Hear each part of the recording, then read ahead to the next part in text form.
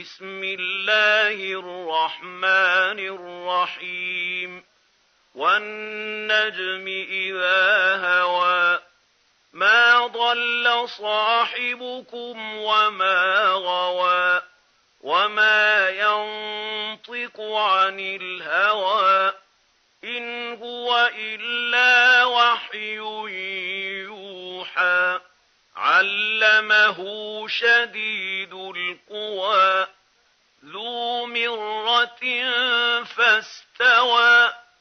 وهو بالأفق الأعلى ثم دنا فتدلى فكان قاب قوسين أو أدنى فأوحى إلى عبده ما أوحى ما كذب الفؤاد ما رأى أفتمارونه على ما يرى ولقد رآه نزلة أخرى عند سدرة المنتهى عندها جنة المأوى إذ يغشى السدرة ما يغشى ما زاغ البصر وما طغى لقد رأى من آيات ربه الكبرى أفرأيتم اللات والعزى ومناة الثالثة الأخرى ألكم الذكر وله الأنثى تلك إذا قسمة ضيزى إن هي إلا أسماء سميتموها أنتم وآباؤكم ما أنزل الله بها من سلطان إن يتبعون إلا الظن وما تهوى الأنفس ولقد جاءهم من ربهم الهدى أم للإنسان ما تمنى فلله الآخرة والأولى وكم من ملك في السماوات لا تغني شفاعتهم شيئا إلا من بعد أن يأذن الله لمن يشاء ويرضى إن الذين لا يؤمنون بالآخرة ليسمون الملائكة تسمية الأنثى وما لهم به من علم إن يتبعون إلا الظن وإن الظن لا يغني من الحق شيئا فأعرض عمن تولى عن ذكرنا ولم يرد إلا الحياة الدنيا ذلك مبلغهم من العلم إن ربك هو أعلم بمن ضل عن سبيله وهو أعلم بمن اهتدى ولله ما في السماوات وما في الأرض ليجزي الذين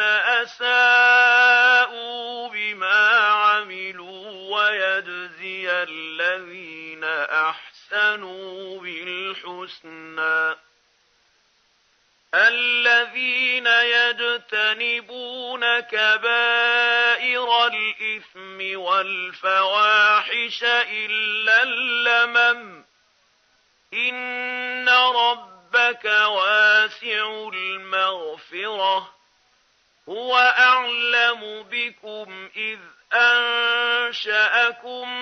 من الأرض وإذ أنتم أجنة في بطون أمهاتكم فلا تزكوا أنفسكم هو أعلم بمن اتقى أفرأيت الذي تولى وأعطى قليلا وأكدى أعنده علم الغيب فهو يرى أم لم ينبأ بما في صحف موسى وإبراهيم الذي وفى ألا تزر وازرة وزر أخرى وأن ليس للإنسان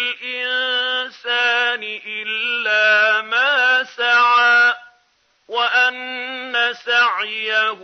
سوف يرى ثم يجزاه الجزاء الأوفى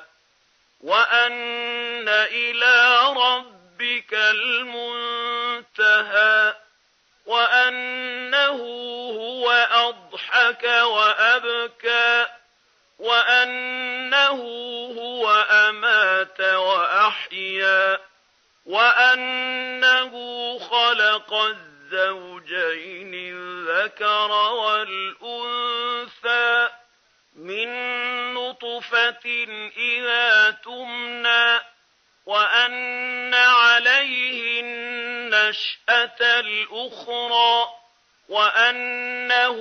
هو أغنى وأقنى وأنه هو رب الشعرى وأنه أهلك عادا الأولى وثمود فما أبقى وقوم نوح من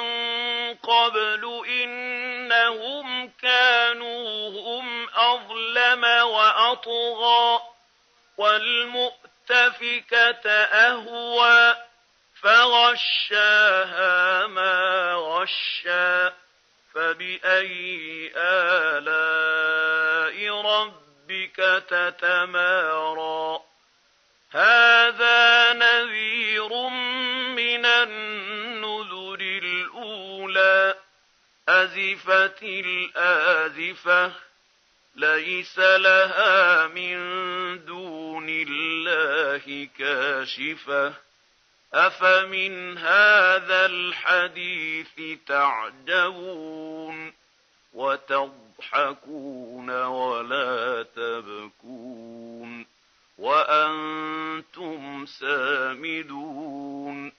فاسجدوا لله واعبدوا